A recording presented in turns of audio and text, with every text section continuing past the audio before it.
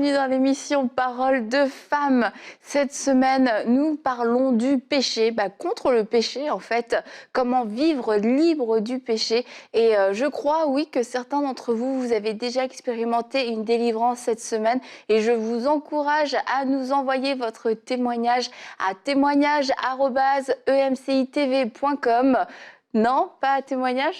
Non. Paroledefemme@mcitv.com ou mcitv.com/témoignage. Voilà, c'est ça. Bien voilà, vous l'avez maintenant. mcitv.com/témoignage. Eh bien voilà, je suis nouvelle sur la chaîne, il faut m'excuser. Bon, sinon laissez un commentaire, ce sera peut-être plus simple. Vous faites les choses compliquées. Et aujourd'hui, nous allons parler du témoignage. Alors que vous avez vécu votre délivrance, alors que vous savez que c'est terminé, que le péché a quitté votre vie, que vous avez pris des décisions, aujourd'hui, on veut vous encourager à témoigner, à dire ce que le Seigneur a fait pour vous, parce que le témoignage est puissant. Et nous allons voir aujourd'hui avec Aurélie et Nadine pourquoi c'est une bonne chose de témoigner et de ne pas garder ça dans le secret, même si je sais que certains témoignages ne sont pas forcément faciles à communiquer, mais j'aimerais tout de suite le dire, et je le répéterai sûrement dans l'émission, excusez-moi, mais je vais le dire tout de suite. Quand je parle de témoignage, je ne dis pas de faire une vidéo sur les réseaux sociaux et de la poster au monde entier. C'est de pouvoir dire, témoigner, c'est de le communiquer à une personne ou à plusieurs personnes, mais c'est de pouvoir dire à quelqu'un ce que Dieu a fait pour vous dans votre situation. Et ça ne veut pas dire de faire une vidéo que le monde entier verra, parce qu'il y a des témoignages qui ne peuvent pas être partagés à la terre entière, et le Seigneur ne vous demande pas de le faire, il vous dit même de ne pas le faire. Donc juste suivez cette émission en ayant en tête, je parle à quelqu'un de ce que Dieu a fait, et voilà, ça s'arrête là pour le témoignage. Donc oui, les filles, témoignez après qu'on ait vécu une délivrance, après qu'on ait vécu cette délivrance du péché. On sait que le péché nous a quittés. Ça fait toute une différence, parce qu'on va pouvoir le partager à quelqu'un et rendre gloire à Dieu aussi avec quelqu'un, témoigner de ce que Dieu a fait. Et témoigner, c'est tout simplement ça, dire ce que Dieu fait dans nos vies. Et moi, j'aime trop dans le... C'est pas un péché, mais lorsque Jésus va délivrer ce monsieur à Gadara, il va dire, va raconter ce que Dieu a fait dans ta vie. Et en fait, témoigner, c'est tout simplement raconter ce que Dieu a fait dans notre vie. On parle de vaincre le péché. Et pour certaines personnes, c'est peut-être un péché de longue date. Peut-être aussi, c'était avant qu'ils viennent au Seigneur. Peut-être c'est après un certain temps dans leur marche chrétienne. En tout cas, c'est quelque chose avec lequel ils ont lutté. Mais si vous luttez avec ça, c'est qu'il y a d'autres personnes aussi en arrière, peut-être qui luttent aussi avec cette même chose-là. Donc, c'est pour ça que c'est important quand tu parles d'être aussi inspiré de la personne vers qui tu vas témoigner, mais juste déjà de l'idée de témoigner. Parce que des fois, on n'a pas l'impression qu'on peut témoigner de nos échecs. On pense toujours qu'on doit témoigner de nos exploits, de ce qu'on a fait d'extraordinaire. Et c'est bien, on fait des choses belles, ça inspire les autres, etc. Mais même dans nos échecs, Dieu se glorifie et Dieu se glorifiera davantage si on est capable d'en parler. Alors, si on parle par exemple de quelqu'un qui était dans une vie... je ne sais pas moi, par rapport au mensonge, qui luttait avec le mensonge. Et même dans sa vie chrétienne, il se rendait compte qu'il avait du mal à dire la vérité complètement. Mais une fois qu'il s'est rendu compte que, tiens, non seulement je suis capable de dire la vérité, mais que même le mensonge me dérange. J'ai vraiment été délivrée de cet esprit de mensonge-là. Mais quand tu le communiques à quelqu'un, quand tu en parles, tu vois, tu ne sais pas ce que l'autre personne vit, et peut-être l'autre personne se dit, ah mais tiens, si Dieu a pu le délivrer, lui, du mensonge, ben, ça veut dire que Dieu peut me délivrer, moi aussi, de ceux avec lesquels je lutte. Donc c'est en fait de dire, Seigneur, tu t'es glorifié dans ma vie, je ne veux pas garder ça, je vais le partager en fait. Après, viennent les méthodes dans lesquelles on le fait, mais juste déjà l'idée que je ne suis pas obligée que de parler des bonnes choses. Même dans les échecs, Dieu se glorifie et on peut témoigner parce qu'il y a des gens derrière qui vont être bénis. Et quand tu dis qu'on n'est pas obligé de parler que des bonnes choses, c'est que parfois aussi on peut vouloir minimiser notre témoignage. Et c'est important de ne pas prendre les choses à la légère en fait. C'est important que les choses qui nous semblent si simples, en fait, qu'on puisse les communiquer. Parce que ce que le témoignage fait, c'est que ça rend Dieu vivant aux yeux des autres. Donc, quelqu'un va rester, va dire que « Ah, mais Dieu a fait ça dans ta vie », ça veut dire que Dieu peut faire pareil dans ma propre vie. Et ça, comme tu dis, ça booste en fait, ça aide tellement les personnes qui sont parfois dans certaines situations à se rendre compte que « Ah, mais Dieu est réel ». Le témoignage rend Dieu réel aux yeux des gens. Et il y a tellement de personnes qui luttent avec des péchés, qui sont dans certaines situations. Et lorsque tu viens dire que « Ah, mais tiens, moi, je sais pas, je ressentais de la jalousie, et puis là, Dieu a fait ci, ça, ça. » La personne va dire, mais waouh, si Dieu a fait ça dans ta vie, moi, je suis prête à le faire. Et ça bénit aussi même les gens qui écoutent, parce que je me rappelle, un jour, j'avais vu quelqu'un venir témoigner. Moi, j'étais étonnée. Il disait que oui, quand il était pianiste et tout, dans l'église, et le nouveau pianiste est arrivé, on a commencé à lui donner plein de responsabilités. Il est venu dire qu'il était jaloux et tout. Il est venu dire ça devant les gens, quoi, qu'il était jaloux et qu'il a prié par rapport à ça et tout. Et qu'aujourd'hui, quand il le regarde, il le bénit et tout. Moi, j'étais comme, waouh! Il n'a pas eu honte de venir dire, voici ce que je vivais dans ma vie. Et le fait qu'il commence à bénir et tout, tu vois que mais lui-même, en tant que personne qui l'a vécu, il est passé à un autre niveau. Et il a pu passer à un autre niveau aussi parce que quand tu viens te placer devant les gens pour dire « voici ce qui s'est passé, voici ce que ça a produit dans ma vie », quelque part, tu es comme lié par ces paroles-là. Et c'est ça aussi qui va te garder, c'est ça aussi qui va t'éviter de retomber encore aux choses que tu as déjà laissées, parce qu'il ne s'agit plus que de toi seul, mais il y a des gens tout autour de toi qui ont entendu cette histoire et qui savent que maintenant, tu es quelqu'un de différent. Donc, c'est important aussi de voir le témoignage sous cet angle-là. Non seulement ça rend réel Dieu aux yeux des autres, mais ça te met aussi dans une posture dans laquelle il n'y a pas que toi qui es impliqué maintenant, il y a toi et toutes les personnes qui ont entendu ton témoignage. C'est ça, du coup, tu deviens redevable envers toutes ces personnes à qui tu as témoigné, à qui tu dis, voilà, ma vie était ça, je vivais tel défi, mais regardez ce que Dieu a fait pour moi, comment il m'a délivré, et sans tomber dans l'approbation du regard des autres, etc., etc. C'est juste que, une fois qu'on a annoncé cette bonne nouvelle aux gens, on n'a pas envie qu'ils nous voient revenir en arrière, revenir à notre ancienne vie ou dans nos anciens travers, et ça peut être une source de motivation tant que, bien sûr, elle reste saine, mais on se lie par nos paroles, on se lie en disant, regardez, voilà dans quel état je suis aujourd'hui, et puis c'est l'état dans lequel je veux rester, et vous le savez tous, et quelque part, aussi, l'entourage aide. Ah non, regarde, t'as témoigné, tu nous as dit ce que Dieu avait fait, que t'as été délivré des jeux d'argent, ne retourne pas au casino. Là, tu es en train de nous parler de que tu veux retourner, etc., parce que maintenant, t'es tranquille. Rappelle-toi ton témoignage, rappelle-toi ce que Dieu a fait pour toi, et non seulement t'es redevable, mais aussi les gens peuvent t'encourager, te ramener. Regarde ce que Dieu, parce que quelquefois, oui, on peut minimiser, ou on peut devenir... oui, ça c'était à l'époque, maintenant je suis peut-être plus fort, maintenant c'est différent, mais les gens autour de nous peuvent être une source de rappel pour dire non, veille sur ton témoignage, je ne veux pas compromettre mon témoignage comme disait Aurélie. Et aussi une des choses, c'est que quelquefois on peut avoir peur de témoigner parce que justement on a peur de retomber, on a peur de vivre tout l'inverse de ce qu'on vient de dire. Si je témoigne, les gens vont savoir en fait vont savoir ce que j'étais, mais vont aussi le savoir si je retombe. Et ça peut faire peur. Et du coup, qu'est-ce que ça démontre ? Ça démontre un manque de foi. C'est qu'on n'a pas pleinement confiance dans l'œuvre du Saint-Esprit. On se dit, peut-être que ça va partir, peut-être que je vais retomber, peut-être que ça va s'arrêter, peut-être que je ne vais pas réussir. Mais lorsqu'on met notre confiance en Dieu, et si c'est Dieu qui l'a fait, eh bien, croyons que ce qu'il a commencé, il va l'accomplir parfaitement, et que la délivrance que nous avons reçue n'était pas passagère, mais qu'elle était totale, complète, et que plus jamais nous allons y revenir.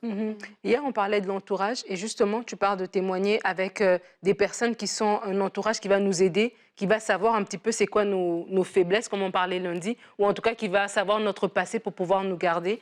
Et justement, dans l'entourage aussi, c'est important, lorsqu'on n'a plus cet entourage peut-être qui nous ramenait sur les chemins dont on a parlé depuis le début de la semaine, d'avoir maintenant un entourage qui est sain, qui est bon, qui veut célébrer ce que Dieu a fait dans nos vies. Donc ça veut dire qu'il y a des témoignages peut-être que tu aurais raconté à ton amie, mais elle, vu qu'elle vit ça, pour elle, c'est pas un témoignage, ça l'édifie pas, mais parce que tu es avec un nouveau groupe de personnes, ou en tout cas avec des gens qui veulent t'amener plus haut, ben, ces petits pas, eux, ils vont l'acclamer, ils vont dire oui, c'est vrai, tu as fait ça, c'est déjà quelque chose de bien et ça va t'encourager en fait. Donc c'est vrai que notre entourage peut nous aider, comme on a parlé hier, à nous amener dans des chemins de travers, mais ça peut aussi nous aider à aller plus loin. Et peut-être on peut être timide, gêné de partager notre témoignage parce qu'on a peur du regard des autres, parce qu'on a peur de dévoiler qui on était, parce qu'on a peur que si on retombe, ben, les gens vont être déçus, ou même des fois parce qu'on veut garder une petite porte ouverte.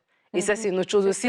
C'est qu'un échappatoire, une petite porte ouverte, que bon, je sais que j'ai dit non à ça, mais au cas où que dans 2 mois, j'ai envie d'y retourner, ben, si personne ne sait, au moins, je pourrais y retourner tranquillement.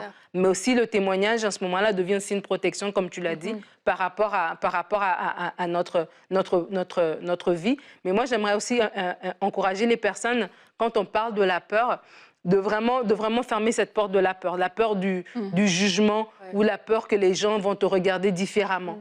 De vraiment fermer cette porte, parce que lorsque le témoignage est accompagné de l'Esprit de Dieu, parce que la parole va dire dans l'Apocalypse, ils l'ont vaincu à cause du sang de l'agneau et de la parole de leur témoignage. Lorsque les gens témoignent, vraiment, le Saint-Esprit scelle ces témoignages parce que ça produit du fruit dans la vie des autres personnes, parce que c'est un outil que Dieu utilise aussi pour amener les gens à lui. Lorsque la femme de Samaritaine est allée vers les siens, vers son peuple, ben, les gens ils sont venus vers Jésus, et puis après ils vont dire ben, on vient plus, on l'écoute plus à cause de toi, mais parce qu'eux-mêmes ils ont vu de leurs propres yeux. Donc notre témoignage devient à ce moment-là un véhicule que Dieu va utiliser. Alors vraiment qu'on ferme la porte à cette peur-là. Moi, je sais que quand j'ai vu des grandes femmes de Dieu comme des Christine Caine, des Lisa Harper, des femmes qui ont vécu des choses vraiment terribles, parler, pour moi, c'était inspirant de dire « Waouh, regarde ce que Dieu fait dans une vie, en fait ». Parce que quelqu'un qui va te regarder, te dire « Ah, toi, Nadine, vraiment, tu avais vécu tout ça », ben, la personne, elle n'était pas prête à recevoir. Mais il y a des gens qui vont dire « Waouh, si tu as vécu ça et tu es capable d'être là, ça veut dire que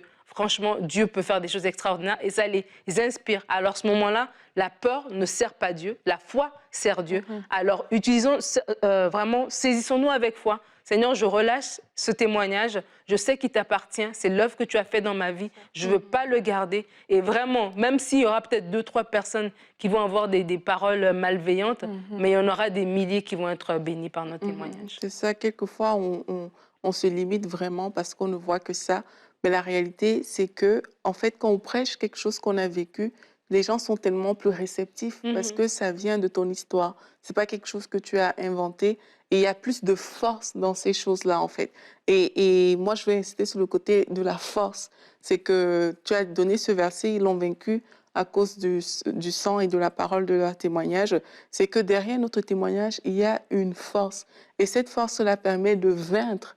Et là, on parlait des personnes qui ne veulent pas, qui ont peur de retourner. C'est que le témoignage te permet de vaincre l'ennemi. Ça, c'est vraiment ce que la Bible te dit. C'est que oui, il y a Jésus-Christ qui a fait sa part avec le sang, mais toi, quand tu viens appuyer ton témoignage, sache que tu prends le dessus, en fait, sur l'ennemi parce que derrière, il y a cette puissance qui t'est donnée pour vaincre, en fait. Donc, chaque fois que tu te tais, en fait, c'est comme si cette affirmation-là de ton témoignage, sache qu'elle parle. Elle parle à qui? Elle parle aux personnes qui l'écoutent, elle parle au monde spirituel, elle parle à toute l'atmosphère et l'atmosphère retient cette chose-là et c'est ça qui te donne la victoire aussi.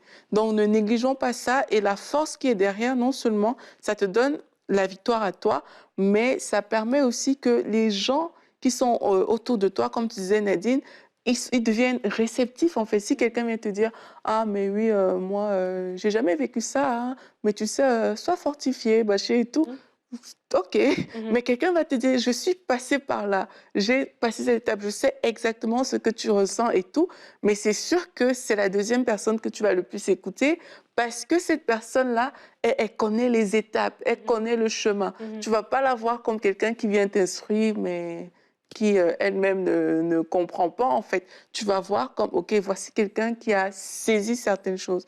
Donc, par rapport au péché, il y a des péchés comme ça par lesquels beaucoup sont déjà passés dans le passé ou passent encore, mais il y en a qui ont eu à remporter peut-être des grandes victoires ou même des petites victoires. Il ne faut pas minimiser ces choses-là. Ce qui est petit pour toi peut être tellement grand Pour une personne, il y a des gens qui vous racontent une histoire, ça a l'air tellement ridicule à leurs yeux, mais pour toi, tu regardes, tu dis, waouh! Donc, Dieu a fait ça dans ta vie. Il y a des gens qui se battent avec des choses depuis des années, mais c'est une parole de toi comme ça qui peut les en délivrer. Et c'est cette force, en fait, qu'a le témoignage. C'est pour ça qu'on on doit pas minimiser notre témoignage, on ne doit pas le garder pour nous, mais il faut vraiment qu'on l'utilise à bon escient, au bon endroit, avec les bonnes personnes. On n'est pas obligé d'être dans une grande foule pour raconter son témoignage.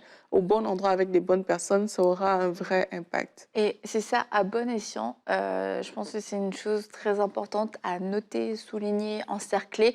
C'est pour édifier l'autre. Est-ce que mon témoignage peut servir à l'édification de l'autre? Est-ce que si je témoigne, cette personne-là va peut-être s'ouvrir alors qu'elle garde ça secret et tu ressens qu'elle peut vivre les mêmes combats? Le fait que tu témoignes, ça va ouvrir la porte. Maintenant, de le faire à bon escient, avec les bonnes motivations, c'est aussi ce qui va faire la différence, parce qu'un bon témoignage, c'est un témoignage qui rend gloire à Dieu, qui met en avant, qui élève le nom de Jésus et qui ne nous élève pas nous-mêmes. Et ça, je veux vraiment aussi le dire aujourd'hui, de ne pas vous servir de votre témoignage pour vous élever vous-même, pour vous faire un nom, pour vous faire connaître, pour faire sensation, pour parler de vous.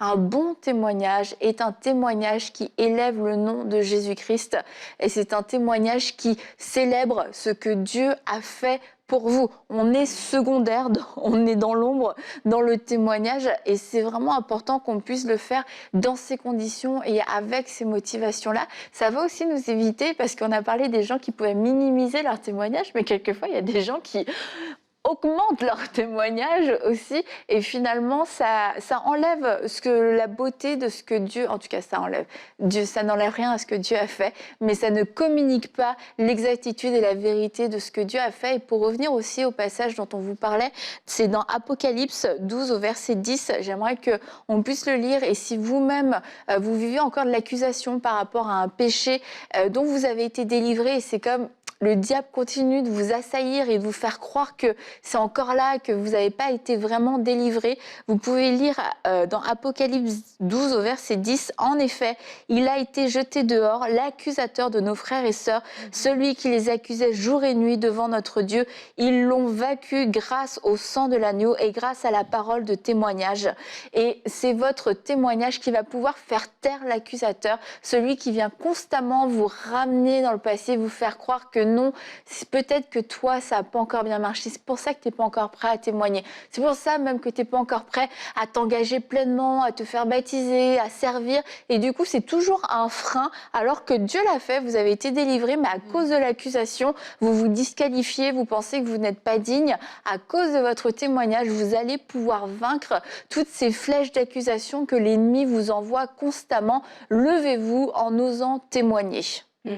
Et on dit « ose témoigner ». Donc, ça veut dire, c'est peut-être pour certaines personnes, il y a une résistance à l'idée de témoigner. Et malgré toutes les raisons qu'on peut donner en ce moment, qu'on a pu donner depuis le début de l'émission. Pour décourager. J'en ai encore une autre en plus. Pour pouvoir le faire, peut-être que, ouais, bon, bref, ils hésitent encore. Mais c'est peut-être aussi la première étape de se témoigner à soi-même. De se rappeler d'où on était. Oui, c'est vrai. De se rappeler de ce que Dieu a fait. Des fois, nous-mêmes aussi, on a besoin oui, c'est vrai que Dieu a fait ça. Et ça nous fortifie nous-mêmes, en fait. Et en ce moment-là, on meurt à nous-mêmes, parce que quelque part, des fois, il y a un petit orgueil aussi qui veut pas, que je ne veux pas raconter cette histoire parce qu'il y a de l'orgueil qui est là. Et lorsque vraiment nous-mêmes aussi, on s'extasie devant ce que Dieu a fait, on reconnaît que c'est sa main, nous-mêmes, on meurt à nous-mêmes. On n'est pas dans cet orgueil, comme tu dis, de vouloir faire une vidéo avec un titre sensationnel qui va plus raconter le péché que la délivrance du péché, ou même il y a peu de repentance, mais on parle plus du péché, parce que des fois,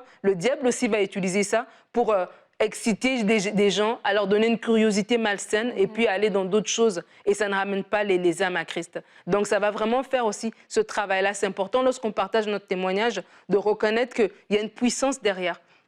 Et vraiment de le préparer dans la prière, même dans les mots qu'on va dire. C'est pas tous les mots qu'on dit. Tu fais un témoignage, par exemple, tu vivais une vie sexuelle, voilà, dans tous les sens. T'es pas obligé d'expliquer vraiment, voilà, mardi je faisais ça, jeudi je faisais ça. C'est que tu donnes le portrait général, mais l'idée c'est de savoir, voici l'état d'esprit dans lequel j'étais. Je me sentais peut-être petite, je me sentais sale, et puis voilà ce que Dieu a fait, etc., etc. C'est comme ça qu'on glorifie le Seigneur à travers notre témoignage. Alors peut-être pour certaines personnes, Seigneur, mets les mots dans ma bouche. Comment est-ce que je dois véhiculer ce que je suis en train de dire? Comment est-ce que je dois en parler pour que ça fasse du bien? Parce que ce témoignage va faire du bien. Donc, il y a beaucoup de clés comme ça qu'on parle depuis le début de l'émission. Mais la chose en est que c'est important. Il faut oser le témoigner parce qu'une fois qu'on témoigne, en fait, on enlève, c'est comme la lumière, elle rentre dans la pièce, en fait. Et ce témoignage, même, il nous appartient même plus. Et je le partage à Aurélie, ça va édifier Aurélie. Aurélie pourra édifier quelqu'un d'autre, etc. Ça va rester vivant, en fait, dans la vie des autres. Mais le premier pas commence d'abord par nous-mêmes. Et aussi, moi, j'encourage aussi à partager son témoignage à des personnes qui ont soif. Et ça, il faut le déceler, en fait. Comme on dit, c'est pas juste de balancer comme ça. C'est qu'à des moments, le Saint-Esprit va t'amener vers certaines personnes. Mais si devant vous, vous avez des personnes qui ont soif, n'hésitez pas à partager votre témoignage. Parce que quand on donne le témoignage, c'est comme si tu ouvrais une porte et que Dieu pouvait se présenter en fait lui-même à cette personne. Quand tu vois comment dans la Bible, Pierre arrive chez Corneille, il commence à témoigner. Il commence à lui dire que oui, nous avons été témoins de ces choses et tout. Vous savez comment Dieu a oint Jésus-Christ qui allait de lieu en lieu faisant du bien. Et alors qu'il est en train de témoigner comme ça, la Bible dit que le Saint-Esprit est descendu en fait sur ces personnes-là. Et il faut, comme tu l'as dit tantôt, c'est que ton témoignage ne t'appartient pas à un moment. C'est que quand tu vois vraiment ce que Dieu a fait dans ta vie, tu as passé tout ce temps, tu tombais dans le même péché, tu te relevais, tu tombais dans le même péché, tu te relevais. Et puis là, tu vois que, OK, Dieu t'a délivré et tout, tu commences à déclarer ces choses-là, alors que tu vas rencontrer quelqu'un qui a soif ou quelqu'un qui est peut-être dans une même situation et tout, alors que tu vas dire ces choses, c'est comme si tu ouvrais vraiment la porte à Dieu pour le faire dans la vie de cette personne-là. De la même manière que le Saint-Esprit est venu comme, alors que Pierre était en train de parler à Corneille, c'est comme le Saint-Esprit vient. Et là, la personne aussi à côté peut bénéficier de la même grâce que toi, tu as relâchée. Donc, ne négligeons pas ces choses-là. C'est donner comme un chemin à Dieu dans la vie des gens. Lorsqu'on partage notre témoignage, c'est de pouvoir laisser le Saint-Esprit agir. Il y a des paroles que les gens vont vous dire, mais cette parole va venir te chercher, en fait. Mais c'est une parole du témoignage, comme tu as dit, qui a été dite à propos, pas qui a été juste dit en l'air, comme ça, qui a été dite à propos. C'est une parole spécifique que le Saint-Esprit t'a communiquée parce que tu étais inspiré. Je pense que si nous tous, on avait cette attitude, il y a des choses édifiantes qui sortiraient davantage de nous. Parfois, tu vas raconter plein de trucs un peu inutiles, mais si on a juste l'habitude de non seulement compter les bienfaits de Dieu, mais en plus, vraiment rendre grâce à Dieu que oui, mais tu sais, il y avait telle chose, tel défi, tel péché me gênait dans ma vie et tout. Mais regarde ce que Dieu a fait, ça va exalter en fait. Et on va se retrouver avec des discours plus édifiants que ce que peut-être on aurait l'habitude de faire dans nos conversations quotidiennes. Et moi, je me souviens, j'avais entendu un témoignage d'un pasteur. Tu parlais de Christine Kane et ça qui témoigne. Et lui, il avait parlé d'un problème de jalousie. Et alors qu'il était déjà très avancé dans le ministère, il a vraiment parlé d'un problème de jalousie dans ses relations. Et puis, il en a parlé tellement avec authenticité, transparence. Et tu t'identifiais, en fait, dans ta vie de tous les jours, dans ta petite vie à toi. Tu te dis, bah, moi, ma petite vie de femme au foyer et tout. Puis là, d'entendre un pasteur qui le dit, bah, moi, j'ai dû faire face à ça, j'ai dû gérer ça. Et du coup, bah, il te donne aussi des clés et tu te sens, t'arrêtes de te sentir comme mal, je suis la seule personne qui vit ça, c'est trop nul, etc. Tu te dis, bah, moi, ce que j'ai retenu de son témoignage, c'est que, il l'a vécu, mais surtout, la chose la plus importante que j'ai retenue, c'est qu'il en a été délivré. Il a été délivré de cette jalousie. Il a fait ce que le Saint-Esprit lui a demandé de faire. Il a refusé de vivre avec ça. Et le fait de pouvoir le témoigner, et là, oui, c'est comme si je me contredisais, bah, Annabelle, t'avais dit, il fallait pas témoigner à tout le monde, et blablabla. Mais lui, c'était un pasteur. Et bien, le fait de pouvoir le faire, comme on l'a dit aussi dans l'émission, c'est que ça donne aux autres le message, t'es pas tout seul en fait. Et quelquefois, bah, beaucoup de gens, vous savez, se sentent tellement seuls à lutter contre le péché et quand tu es aux prises avec un péché, tu te sens seul au monde. Tu regardes les gens, tu as l'impression qu'il n'y a personne qui a de lutte. Ah, sûrement que lui, il pense pas ça. Sûrement qu'elle a sûrement pas ce combat-là. Et puis quand les gens commencent à s'ouvrir et à témoigner de ce que Dieu a fait dans leur vie, mais ça amène tellement d'espoir, ça amène la lumière. Tu te dis, mais il y a une solution. Je ne suis pas obligée de vivre comme ça. Alors c'est pour ça, aujourd'hui, on veut vous encourager. Oui, témoigner, c'est sûr, on a insisté, surtout moi, sur la bonne façon de témoigner parce que il faut que ce témoignage serve à la gloire de Dieu. Il ne faut pas que ce témoignage soit perdu ou même finalement il se retourne contre vous. C'est important. Mais en tout cas, si tu as vécu quelque chose, si tu as vécu une délivrance, demande au Saint-Esprit aujourd'hui, à qui est-ce que je peux témoigner? Montre-moi une personne à qui mon témoignage va pouvoir servir. Montre-moi une personne pour qui ça va faire la différence. Et peut-être que c'est pas ton frère, c'est peut-être pas ton ami, c'est peut-être quelqu'un d'autre ailleurs, quelqu'un que tu connais pas vraiment, quelqu'un à qui tu vas pouvoir du coup partager la bonne nouvelle aussi de l'Évangile. Mais ton témoignage doit forcément servir à quelque chose et la gloire de Dieu doit pouvoir se manifester à travers ton témoignage. Nadine, est-ce que tu veux prier? Bien sûr. Alors, on va prier pour vous, que le Seigneur puisse vous assister alors qu'il a fait une chose glorieuse, il a fait une œuvre glorieuse dans vos vies, alors que maintenant vous osez, vous vous dites oui, le Seigneur a fait quelque chose dans ma vie, je dois témoigner, je ne peux pas garder ça pour moi, je dois partager aux autres ce que Dieu a fait. Alors, nous prions tout simplement que vous soyez encouragés, que vraiment le Saint-Esprit remplisse vos bouches. Seigneur, je te remercie pour ces personnes que tu as transformées, que tu as d'abord sauvées par grâce. Oui, c'est ta grâce envers nous, c'est ton amour infini envers nous qui a fait que nous sommes passés du royaume des ténèbres à celui de ta lumière. Alors que tu as fait une œuvre de délivrance, une œuvre de transformation dans la vie de mon frère et de ma sœur. Alors que tu as fait des choses extraordinaires, alors que tu as enlevé des péchés qui étaient là, cachés depuis tellement longtemps. Des péchés qui étaient tellement honteux qu'on ne savait même pas comment en parler. Des péchés qui étaient même peut-être des liens familiaux comme ça, qui se transmettaient de génération en génération. Alors que tu as fait cette œuvre extraordinaire, je prie maintenant que tu mettes dans le cœur de mon frère et de ma sœur ce désir pressant de parler de ça, ce désir pressant de témoigner, qu'il ne garde plus ça pour lui, mais que maintenant, Seigneur, tu mets dans son cœur la conviction que ce n'est pas un petit témoignage, que ce n'est pas un témoignage qui est honteux, ce n'est pas un témoignage qui va lui apporter du mal, mais au contraire, tu vas t'en servir pour ta gloire. Merci parce que tu fais un travail aussi dans ses pensées, pour mettre les bons mots, pour mettre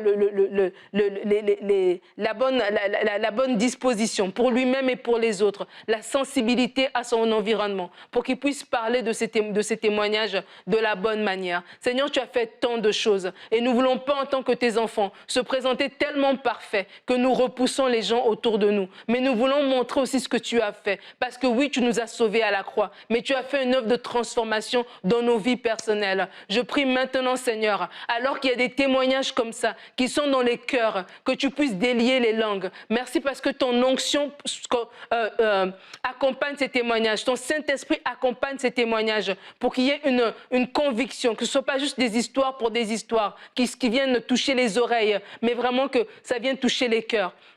Oui, Seigneur, tu as une œuvre glorieuse. Le témoignage te glorifie. Merci, Seigneur Dieu, parce que tu vas te glorifier au travers de ces témoignages. Et d'autres viendront à toi, parce qu'ils vont voir ce que tu fais dans les vies, parce que tu transformes. Tu fais des choses extraordinaires. Tu délivres. Tu es le Dieu qui agit encore aujourd'hui. Et nous avons confiance en toi. Notre foi est placée en toi. Merci, Seigneur, parce que même cette émission va permettre à des gens de témoigner, de partager ce qu'ils ont fait, que ce que tu as fait, pardon, et nous te donnons toute la gloire. Amen. Amen. Merci Nadine, merci Aurélie aussi.